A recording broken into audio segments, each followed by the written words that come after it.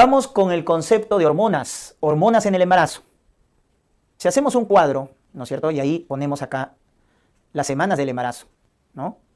Vamos a ver que en las primeras semanas del embarazo, la hormona que va a alcanzar un pico de secreción alto, a las 8, 10 semanas, miren, alcanza su pico máximo de secreción, o sea, en el primer trimestre, 8, 10 semanas, es la famosa HCG, la gonadotropina coriónica humana.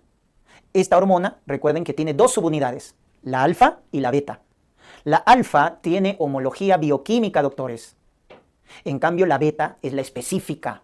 Con la beta vas a hacer diagnóstico del embarazo, porque es la subunidad específica. En cambio, la subunidad alfa es compartida con estas hormonas, TSH, la hormona estimulante de tiroides, LH y FSH. Entonces, estas hormonas, TSH, LH, FSH y la HCG, comparten la subunidad alfa. Hay homología bioquímica. En cambio, la específica es la subunidad beta, con la cual haces diagnóstico precoz del embarazo. Diagnóstico precoz del embarazo. Por eso dosas para descartar embarazo, un probable embarazo, dosas beta-HCG. Recuerda que la HCG es producida por el sincitio trofoblasto en la implantación. ¿Te acuerdas? En la implantación del blastocisto se empieza a formar el sincitio trofoblasto y esta estructura es la que produce el HCG.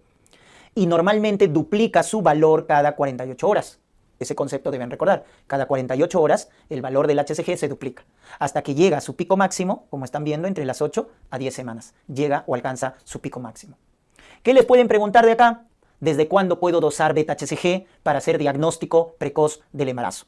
Entonces, para hacer diagnóstico precoz del embarazo, entonces podemos dosar de la siguiente manera la beta-HCG.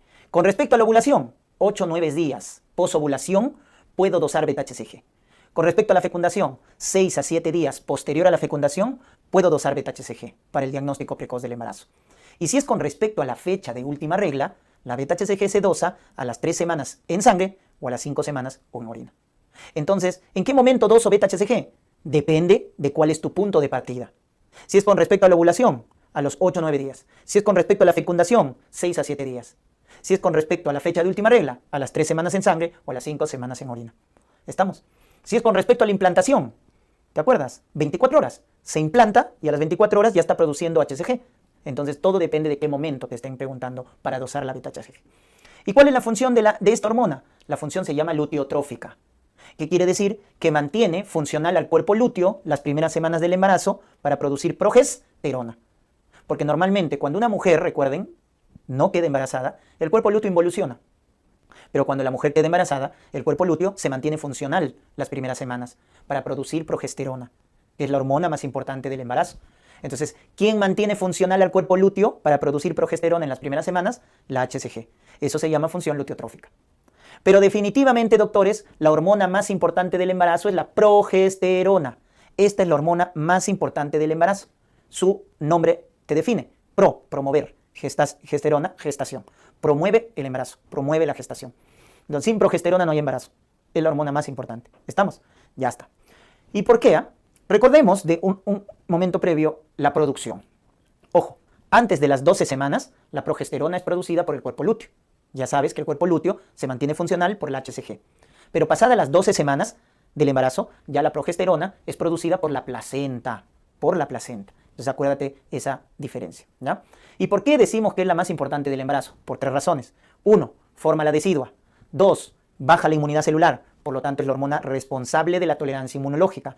Y 3, es el tocolítico endógeno. Es decir, es la hormona que relaja al útero para que éste crezca y el feto se pueda desarrollar. Por esas 3 razones, es la hormona más importante del embarazo. Te vuelvo a repetir. Forma la decidua, o sea, el endometrio secretor, para que el blastocisto se implante. Baja la inmunidad celular para evitar el rechazo del nuevo ser, o sea que la progesterona es la responsable de la tolerancia inmunológica. En el embarazo, entonces, recuérdate que baja la inmunidad celular para evitar el rechazo y, ojo, aumenta la inmunidad humoral. Ese cambio hay en el embarazo. Baja la inmunidad celular y aumenta la humoral. Entonces, cuando te pregunten la hormona responsable de la tolerancia inmunológica en la gestación, es la progesterona. Y la tercera función, relaja el músculo liso del útero, relaja el miometrio, por lo cual se dice que es el tocolítico endógeno. Tocolítico endógeno. Y este pueda crecer y desarrollarse. Entonces, por esas 3 funciones es que decimos que la progesterona es la más importante del embarazo. Luego tenemos los estrógenos. Y acá les quiero hacer recordar que de los diferentes estrógenos, el más importante en el embarazo y que va a aumentar es el estriol, L3. En cambio, el que cae es el estrógeno tipo 2, el llamado estradiol. Entonces, mire, esos cambios estrogénicos se ven en el embarazo. Aumenta el estriol y disminuye el estradiol. Acuérdate de ese cambio estrogénico. Y este cambio estrogénico te va a poder responder el hecho de que el embarazo es un reposo estrogénico. Porque si tú te acuerdas, ¿quién de estos tiene más actividad? Recuerden que si comparamos actividad estrogénica, potencia, si quieres llamarlo, el E2 es más potente que el E3, funcionalmente hablando. Entonces, como en el embarazo aumenta el menos potente y baja el más potente, se dice que el embarazo es un reposo estrogénico. Por eso el embarazo es un factor protector para neoplasias ginecológicas estrógeno dependientes, mama, endometrio. Cuando una mujer queda embarazada, es factor protector para cáncer de mama y cáncer de endometrio, ¿no? Por eso las monjitas, pues, ¿no? Las que no tienen hijos, son las que básicamente tienen más riesgo de estas neoplasias estrógeno dependientes, ¿no? Muy bien. Cuando te pregunten cuál es la hormona de la hipófisis que se produce en mayor cantidad en el embarazo, la respuesta es prolactina. La prolactina es la hormona hipofisiaria que más aumenta en el embarazo. Hasta la lactancia, ¿no? Recuerden que hay un estado de hiperprolactinemia fisiológica. Muy bien. Y también recordemos que tenemos al lactógeno placentario. Este lactógeno placentario es una hormona muy interesante, porque es una hormona que aumenta en el segundo o tercer trimestre. ¿Correcto? Empieza a aumentar a partir del segundo trimestre y tiene su pico en el tercer trimestre. Y es la hormona que promueve el paso de la glucosa. ¿De dónde? De la madre hacia los capilares fetales. ¿Te acuerdas su mecanismo de transporte? Difusión facilitada, ¿verdad? Muy bien. Entonces, ¿quién promueve el paso de glucosa de la madre hacia el feto? El lactógeno placentario.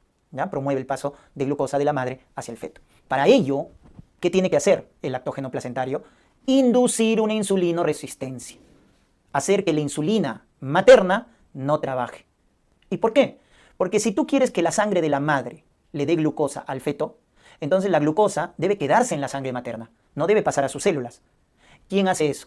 La insulina, pues. La insulina materna agarra la glucosa y lo mete dentro del hígado, el músculo esquelético o el músculo adiposo, o el tejido adiposo, ¿no? Función de la insulina, ¿te acuerdas? A través del GLUT4, mete la glucosa dentro de la célula.